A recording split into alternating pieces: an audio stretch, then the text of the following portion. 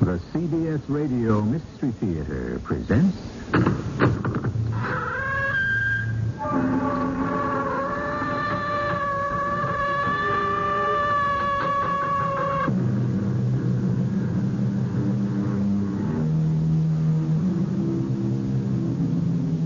Come in. Welcome. I'm E.G. Marshall. Many famous writers have been seduced by the charms of the ghost story. Certainly you know the names of Rudyard Kipling, H.G. Wells, Bram Stoker, Conan Doyle. But there have been others, dozens of men and women, not so well known, who have likewise been infatuated with the terror summoned up by ghosts. I give you, for example, Fitzjames O'Brien, Amyan Northcote, Mrs. Henry Wood. But the list goes on, and we had best cut it short and get to the tale which we have chosen to call Once Upon an Island. Jack? Jack, what is it? So still. So quiet. No noise at all. Just an awful silence. Oh, my darling. But there's something here. Something in this room. What is it? What's here? Who's in this room with me? Who is with me in this room? Answer me!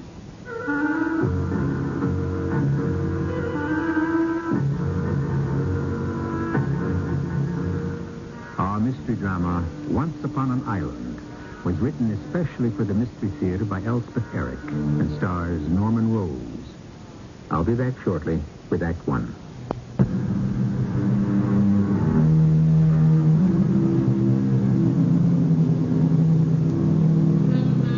The tale which you will hear with, we trust, delicious horror was published in 1899 as part of a series called Real Ghost Stories. Its authors were two persons, listed simply as E. and H. Heron. We confess in advance to having toyed with it a little, modernized it slightly, changed the locale, and even introduced a character not found in the original, and impertinently altered the title. But the essentials remain the same. My name is Jasper Lowe. At the age of 65, I resigned my position as professor of philosophy at a well-known university and bought a large tract of land on one of the Caribbean islands, which I had visited several times during summer vacations and for which I had developed a great fondness. I put up a modest house and settled in quite contentedly. Since I had never married, I planned to leave it intact to my great niece, Betty, daughter of a nephew whom I had known little and liked less. I remembered Betty as a child, and I was delighted beyond measure when I heard from her that she was about to be married and that she and her fiancé intended to visit me in my island home as part of their honeymoon trip. Hello. Hello there. Uncle Jasper. Betty, is it really you? Really and truly. Oh, come, let me have a look at you. Jack's paying the taxi. Oh, Uncle Jasper. Jack is your young man. Huh? He's my husband, Uncle Jasper. For 2 whole days, I've been Mrs. Jack Turner. Isn't that marvelous? Positively marvelous. Here he comes. Isn't he beautiful? Positively beautiful. Jack, come meet Uncle Jasper. Young man, delighted to know you. I'm delighted to know you, Mr. Lowe. Betty's told me a lot about you. Oh, what could she remember about me? It's been 10 years. Whatever she remembered, it was all good. Yes, I'll come inside. I've got a good rum drink waiting for us and something to eat. Oh, good. We haven't eaten a thing since we left the mainland. And you'll be ready for some excellent flying fish with breadfruit and sliced cold mangoes. Sounds marvelous. Yes, after you. Oh, it's lovely. You've got it all set out. Yes, ready and waiting for you. Sit down, Jack. Can I help you, Uncle Jasper? Oh, no need. Well, now tell me, how was your trip? Perfect. Wasn't it, Jack? Oh, I don't remember a thing, except you. We got married in Duluth, and then we flew to Miami, and then we took a little plane to Puerto Rico. Mm-hmm. Hottest airport in the world. And then we took that dear little boat to this dear little island. And a taxi to this dear little house. Drinks, everybody. My own concoction. Made with native rum, of course. Yummy, yummy. It's delicious. Now for the flying fish. Caught it myself this morning.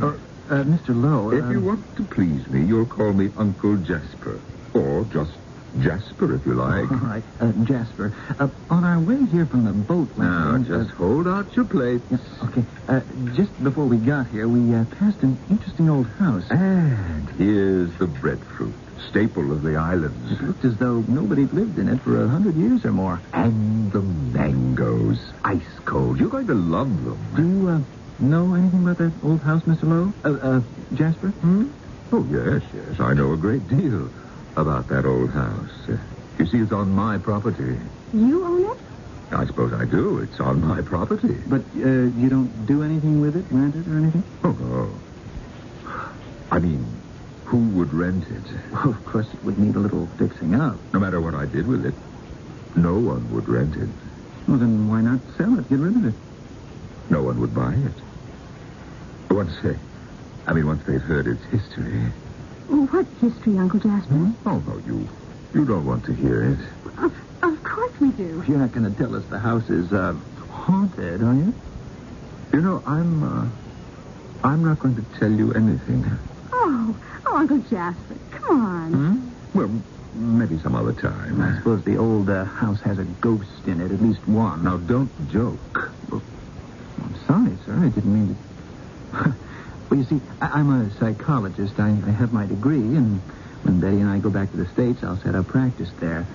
And these fables, these old tales are fascinating to me. Well, I myself, of course, don't subscribe to any of them. No, nor do I. I believe in natural law. Oh, yes, so do I. Phenomena of the, shall we say, the supernatural realm are no more than projections or extensions of natural laws. No, I agree. Well, then? Oh, there are things, I'm afraid, about the old house that won't fit in with any natural law that I know of. Things impossible. Absurd. Such as? Such as the shining man. I bit my tongue as soon as I'd uttered those words. For now, of course, the two young people were all over me, demanding to know what I meant by the shining man.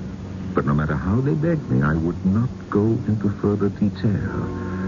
Such a gruesome story was not meant for the ears of two young and beautiful people embarked upon the greatest adventure of their lives.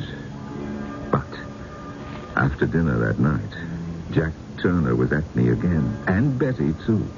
And at last I relented. There is a tragedy connected with the old house that goes back a century and a half, when the sugar plantations were worked by slaves. The owner was a certain James Mackian. He'd been a merchant of sorts in Honduras. And when he'd made himself a small fortune, he came here and settled down in that house with a pretty daughter. It must have been a lovely place in those days. I hope she was happy there. Oh, yeah, I believe she was, for a time. Mackian had a number of servants, slaves they were, for this was a long time back. They worked in the cane fields. Some worked in the house, and they were well treated. Life was very pleasant, I'm told, for all concerned, until... Yes, sir? Until? Are you sure that you want me to go on? Oh, yes, Uncle Jasper. You can't stop now. Well, after 2 years of comfortable, pleasant living, Mackian had to go to, I believe it was Central America to finish up some business there, leaving his young daughter in the house with only the servants for company. But he did not worry because they were all loyal and devoted, especially his personal retainer, a man named Jake, whose life he was said to have saved in prior days. But, well, when Mackian returned, he found his daughter dead. Oh, how awful. Poor man. Dead. In her bed. But how? Well, an overdraft of sleeping medicine. But why would she do such a thing? Well, there seemed to be no explanation. And there is none to this day. But in his grief, Mackian blamed his faithful servant Jake for the tragedy and threw him out of the house. After a violent quarrel, so they say. At any rate, Jake disappeared and was never seen or heard of after that.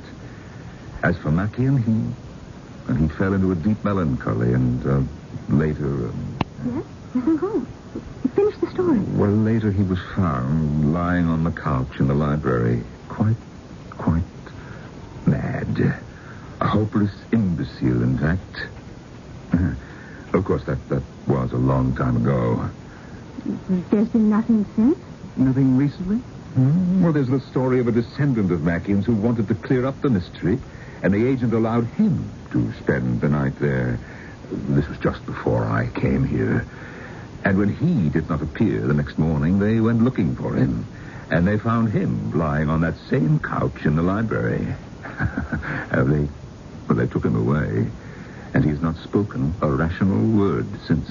Sheer mere physical fright, acting on an overwrought brain. Such things happen. Perhaps. What about the shining man? Oh, that. Well, it is said that a shining man haunts the place. A shining man? Yes, and that a light can be seen from time to time in the library. How fascinating. Oh, you think so, do you? Of course I do. Well, there's no light there tonight. Come to the window and look if you don't believe me. Uncle Jasper. You're not trying to tell us that you have seen this light. Oh, yes. Many times. From this very window. And the shining man, have you seen him too? Oh, yes. Once I went into the house. It was after dark, and I saw him standing at the top of the stairs. What did he look like? A tall man. Absolutely white and shining. I never saw his face, for his back was toward me. But his wide, hunched, muscular shoulders gave an impression of such hostility, such animosity, that I left the house in a hurry. And I have never gone back. Now there. Now you know it all. They didn't believe me. I could tell that. And I cursed myself for having let them drag the story out of me. They quickly changed the topic of conversation, and a few minutes later I excused myself to make us some rum drinks. When I returned, both young faces were smiling and friendly. But I knew that in their secret hearts, they considered me a madman.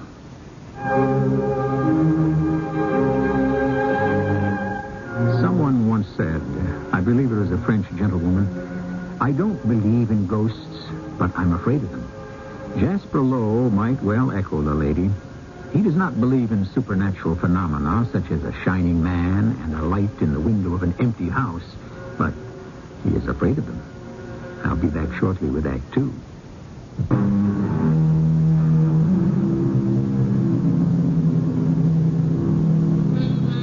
Jasper Lowe was delighted to hear that his great niece Betty would, in the course of her honeymoon, stop off at his island home. But Betty's new husband, Jack Turner, has innocently probed into the secrets of an old house on Jasper's property, from which, so it is said, a light shines from time to time, and which is haunted by the spectral figure of a man who shines in the dark. Now, Jasper has confounded the young couple by confessing that he has himself seen the light from the window, and, on one occasion, the shining man himself.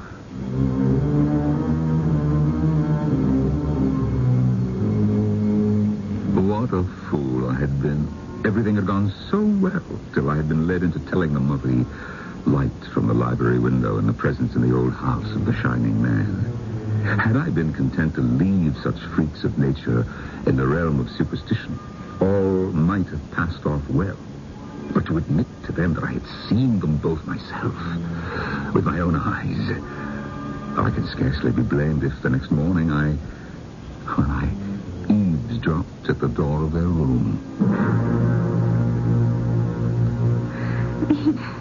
He's such a dear old man. When I was a little girl, he'd come to visit us, and we'd take long walks together and talk about, all sorts of things. He was fine when we got here. So high-spirited, and he seemed so... Oh, he seemed so well. It certainly seemed that way to me. It wasn't until you started bothering him about that old house. Well, that was natural, wasn't it? Perfectly natural curiosity. But couldn't you see he didn't want to talk about I it? didn't see anything of the kind. Maybe you did, I didn't. Don't you say another word to him about that house. Or the light in the library window, or the shining man. Not one word, you understand me? If you do, Listen, everything was perfectly okay till it came to the shining man. That's when he started to get, well, peculiar. Well, why didn't you let him alone? Well, he was the one that mentioned the shining man first. You're the one who brought the subject up again. Only after he said he'd seen the light in the library window. Many times, he said. He'd seen it many times. I suppose you're going to claim he didn't say that. No. No, he did say that. And then he said that one time he'd gone into the old house after dark and seen the shining man standing on the stairs. It frightened him so he ran out and never went back. Yes, he said that. Oh, Jack. Jack, what are we going to do? I don't know. But we'll do something. You can depend on that.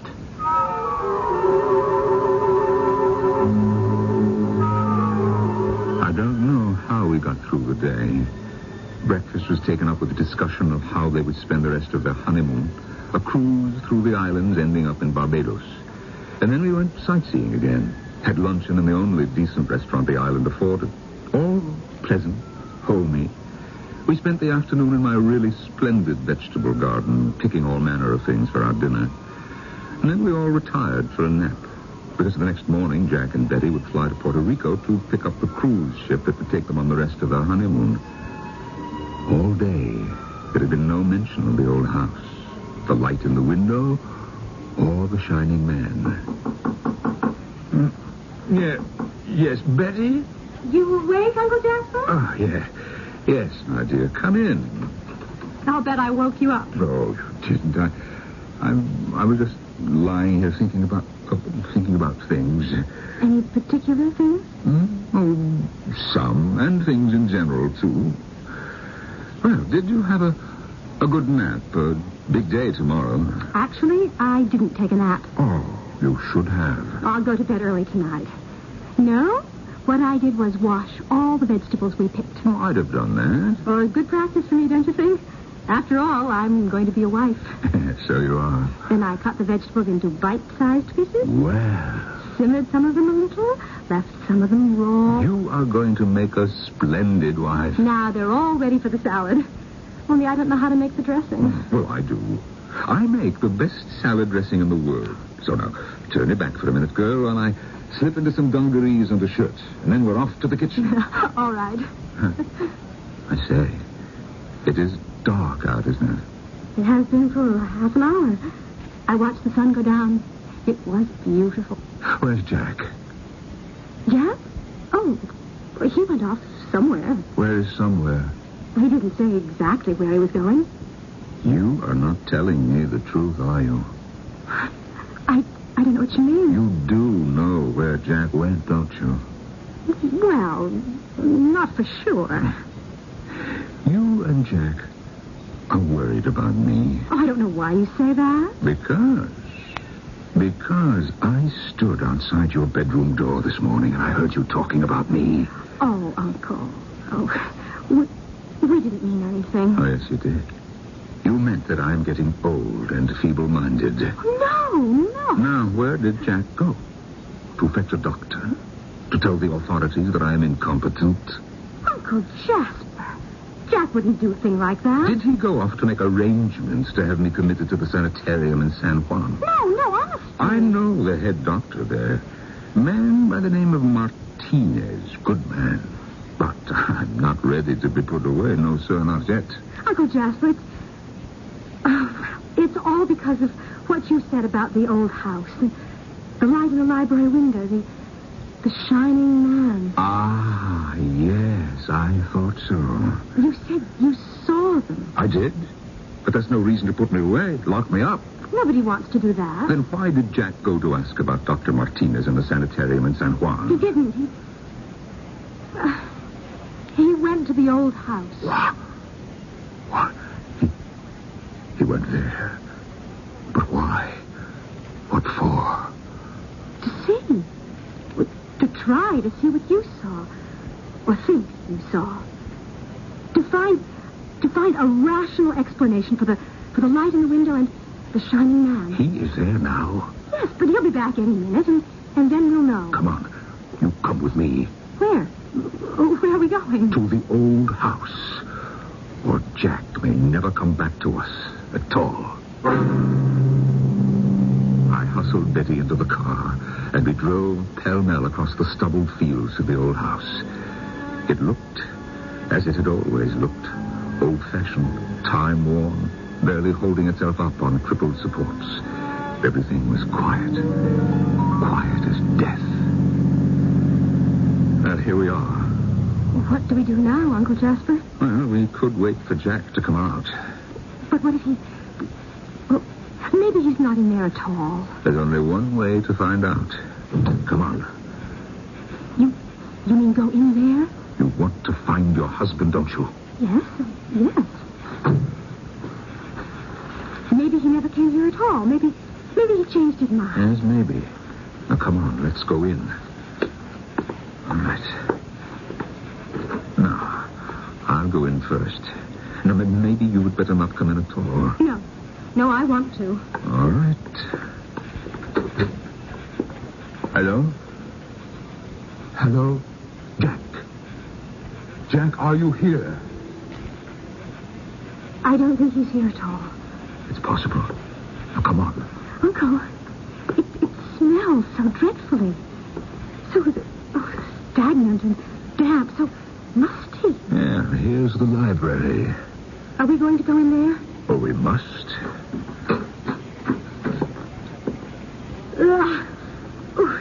The smell's even worse in here.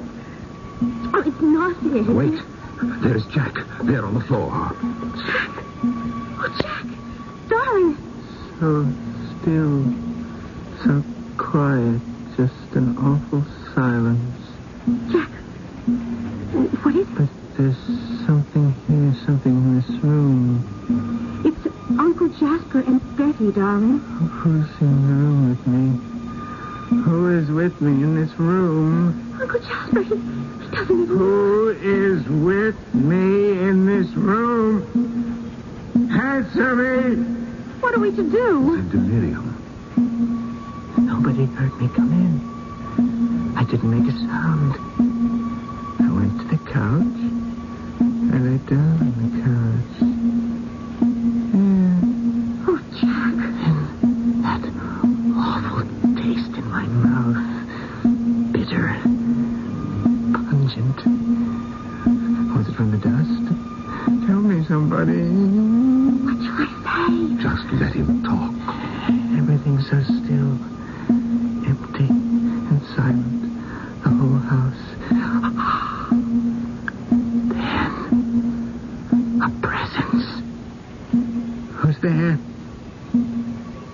No answer. No noise. Nothing. Oh, Jack. Then, a little light trickling down from above. A patch of pale phosphorescent luminosity. Growing brighter and brighter. Pale green. Strong as moonlight. But the dust rises like vapor when I move. A clogging weight, like a nightmare, presses upon me, and I'm exhausted and disgusted by the terrible odor, and the atmosphere thickens and cloaks the walls with drowsy horror. But now, the brightness dims, and dark smears begin to show through it, and then they begin to run together until out of them emerges a face, a fat, evil face, and the face sinks nearer and nearer to my own, and the light changes to black, dripping fluid, and the drops begin to fall. Uncle Jasper, help him. I don't know what to do. I can't save myself. I can't fight back. But my hands reach up to the face above me and pass through it.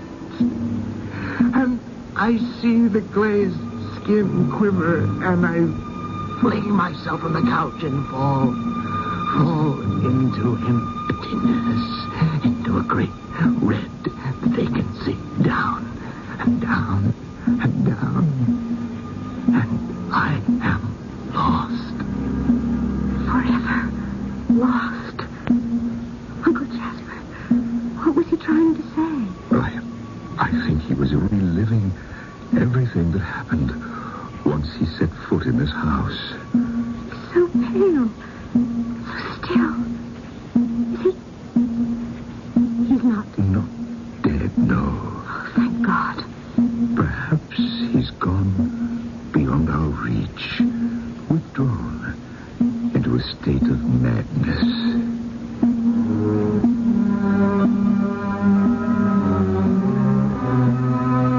Not a pretty tale, is it? But ghosts never pretend to be pretty. Though maybe they are to themselves or to one another. And it is only to us that they appear grotesque and horrible. And that's not their fault, is it? No. It is only a limitation of our own. The fault lies not in our ghosts, but in us. Don't you think? I'll be back shortly with Act 3.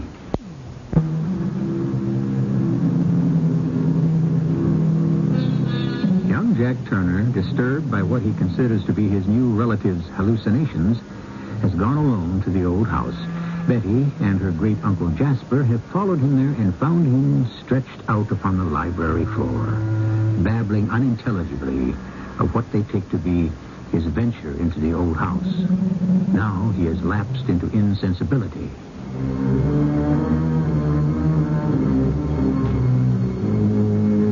Between us, Betty and I managed to get her unresisting husband into the car, back to my house and into bed, where he lay inert and unresponsive to all our overtures. Clearly, this was an illness beyond my poor powers to correct, and I had to tell Betty that we must get her husband to Puerto Rico, to the sanitarium and Dr. Martinez. She concurred, and somehow we got Jack onto the little inter-island boat and finally into the office of Dr. Martinez, where we told our story. And they told you no, eh? That is all, Doctor. He only went there because he and Betty here were worried about me. But I assure you, Dr. Martinez, I did on one occasion actually see the shining man. And I've observed the light in the window of the old house several times. The house is on my property, just across an open field, so I've had a clear view of it. But you never went back? No, once was enough for me. And I regret, Doctor, more than I can say, that I ever told Betty and Jack about that one and only visit. You see, if I hadn't done that... It wasn't Jack's fault. We kept badgering him about it, wanting to know more. My husband's a psychologist. He was terribly interested and then concerned for Uncle Jasper and what might be, well, hallucinations. It seems now that they were not. Dr. Martinez, you will keep Jack here, won't you? I will keep him. Oh, thank you. I shall do what I can for him. But I warn you, I can promise nothing. But there must be something. Jack is young. He's always been healthy, and he doesn't believe in the supernatural, the occult. That's why he went to the old house. To prove to Uncle Jasper that the things he'd seen, well, must have their basis in reality and in natural laws. Mr. Law, you remember the descendant of the original owner of the house who gained admittance some years ago?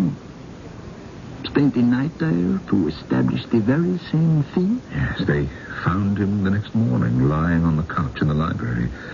Took him away. And brought him here. Here he has stayed. That is, he was here until last night. You mean he left? Was he well enough to leave? No, I do not mean that. I mean, he died. Mr. Law, would you care to see the body? What? Why, yes, I would. Then come with me. Mrs. Turner, you will stay here. The body is not a pretty sight. Come, Mr. Law. This way. Of course, the original owner of the fatal house, Mr. Macian, I believe his name was. Yes, that's right, James Macian. He was here long before my time. This man, his descendant, whose body we're going to look at, He, too, was brought in before I took up my post. But I've taken an interest in the case, even though I could do nothing to help. In here, Mr. Long, you'll see that this body was once a very powerful one with noble features. There. See for yourself. Well, what do you say? You're right.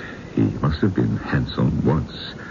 But now the disfigurement is quite pronounced. The discoloration extends from the center of the forehead to a place behind the right ear. When this man was first brought here, he had a small dark spot on his forehead. But it spread rapidly over his entire body. Cancerous, do you think? The cancerous character, I should say. Likely to occur after a shock. And perhaps after severe mental strain. Such as a visit to the old house. The first result of the shock in the case of this man here was imbecility. Then, an increasingly lethargic condition of the body. Finally, coma and death. Dr. Martinez, I know very little of such things, but on close inspection, this discoloration would appear to be the result of a fungoid growth. Could I be correct? You may very well be. Perhaps akin to the Indian disease known as mycetoma. It attacks the underlying tissue and eventually the bones. Is there any hope for Jack Turner? Well, there is always hope, my dear Mr. Lowe. Now, let us go back to the lovely young wife we left waiting in my office. I have something to ask her. Oh? And what is that, Doctor? Is the coat her husband was wearing when he was brought here the same coat he wore when he visited the old house?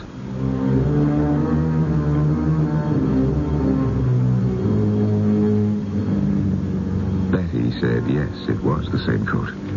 There'd been no thought of changing. Our only wish was to get him to the hospital in San Juan as quickly as possible. Dr. Martinez refused to enlighten us on the reason for his question and asked us to go home and wait for his phone call. And, of course, we did. We never left the house together for fear of missing his call. And after a week or so... Oh, well, I'll answer it, Betty. Yes, hello. Mr. Rowe, this is Dr. Martinez. An idea has come to me. I need your approval. You understand I have been working hard, very hard on the case of young Mr. Turner. I have a special room here with a table and a special microscope. Dr. Martinez, you talk so fast. Pardon me.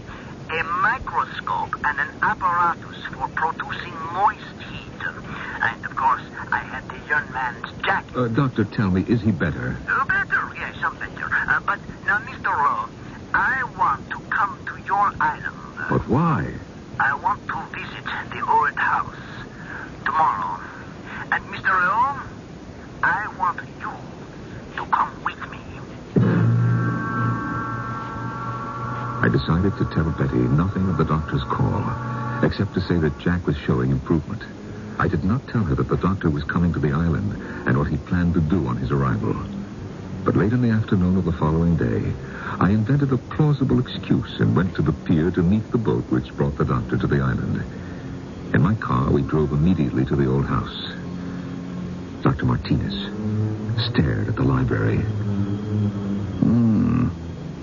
That room there. I get the feeling there is someone in it. But why? What makes you think so? I have the impression, that's all. Come, let's go in. You'd best put your handkerchief over your mouth and nose before we go into that room. Oh. Yes, you see what I mean? That is, you smell it. It is the dust. Poisonous dust. Look here. It is of a strange green color, the dust. And so much of it. All over the floor.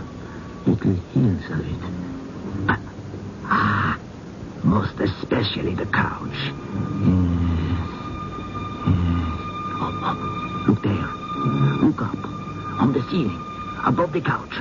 A stain. A blood stain. Yes, I remember seeing it before. But it's grown larger. No, not a blood stain. A patch of mold and fungi that grows and growths. Look here. A cat has been walking over the couch. Not a cat, no. No animal at all. Drops from the stain. But it is the dust, such a quantity of dust which interests me. Turner's coat was covered with this fine green dust, and on the collar I found some gummy drops which I'm willing to swear will match these drops. From the dust on his jacket, I have cultivated no less than 4 specimens of fungi. 3 belong to known African species. The 4th has never been described, but it is very likely Phaliodis. With this fungus in the drops, they mature very rapidly and decay as they mature. They liquefy into a kind of dark mucilage full of spores. They drip down and give off this dreadful odor.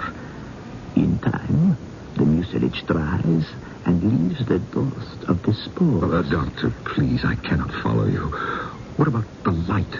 The light from the window, which I swear I saw more than once. It happens that the 3 species of African fungi have well-known phosphorescent properties. These are manifested not just during decomposition, but during the period of growth. The light is only visible from time to time. Probably climactic conditions admit an occasional efflorescence. So Jack was poisoned by fungi, but he escaped. The others died. Because the fungi only touched his clothing, not his skin. The unknown fungus is singularly malignant. It acts through the skin with terrible rapidity, afterwards penetrating all the tissues of the body, eventually causing death. Can we go upstairs and examine the flooring above the stained patch? Well, the room above is divided into 2 portions by a hollow partition a few feet thick. Yeah, I think it was originally intended for a cupboard. Come on, quick. Let us go upstairs and get into that cupboard. Wait. Look. Did you see the light? It was dancing, quivering on the 4 walls of the staircase landing. Now, show me where you saw the shining man. In front of that panel there. There must be some way of opening that panel. If there's a cupboard behind it, they would need some way to ventilate it. Ah, yes. Here's a little metal knob. Now, I'll turn it. It's opening. Stand aside, please. Let me look. Oh, my Lord. What is it, Martinez? Your shining man. Tall. His back is toward us. He is covered head to foot with luminous white mold. See? Oh, good Lord. It can only be the slave. Jake, the servant Mr. Mackian drove away years ago. Or perhaps Jake hid himself here in order to cultivate these spores. That could be a dangerous occupation, I assure you. Especially an airless space like this. It is quite clear to me that either by accident or design, he became infected by the fungus poison, which in time covered his entire body. Even as you see him now.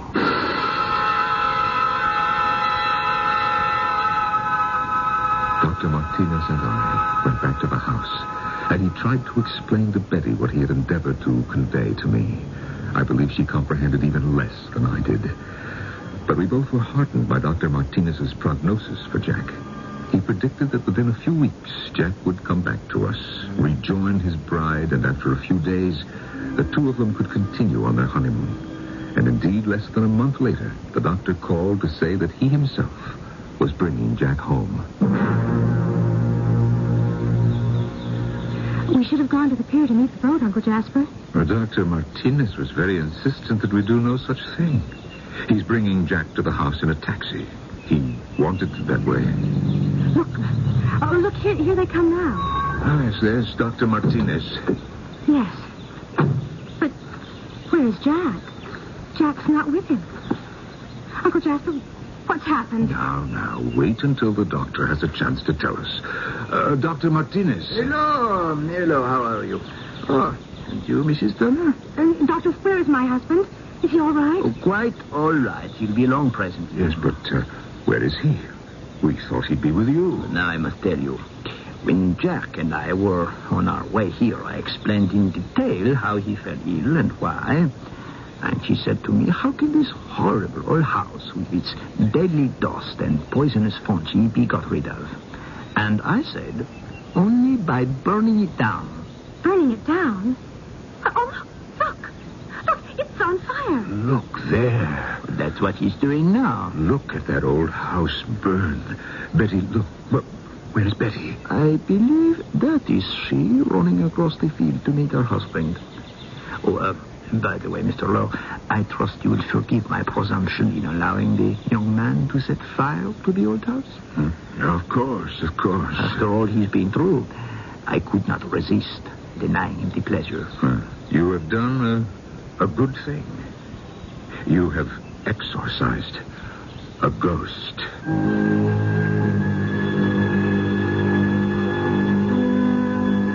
What a happy ending for such a gruesome story.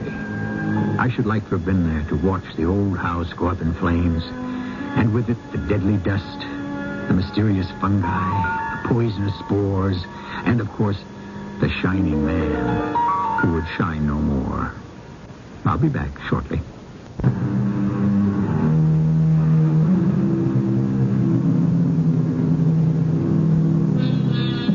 This time, of course, it turned out to be no ghost at all. Only natural phenomena issuing from natural causes. In a way, it's a pity, don't you think? I was beginning to like the vision of a shining man and a spooky light flickering now and then from the window of an old deserted house. Well, we don't always get what we want, do we? Better luck next time. Our cast included Norman Rose, Diana Kirkwood, and Russell Horton. The entire production was under the direction of Himan Brown. This is E.G. Marshall inviting you to return to our Mystery Theater for another adventure in the macabre. Until next time, pleasant dreams.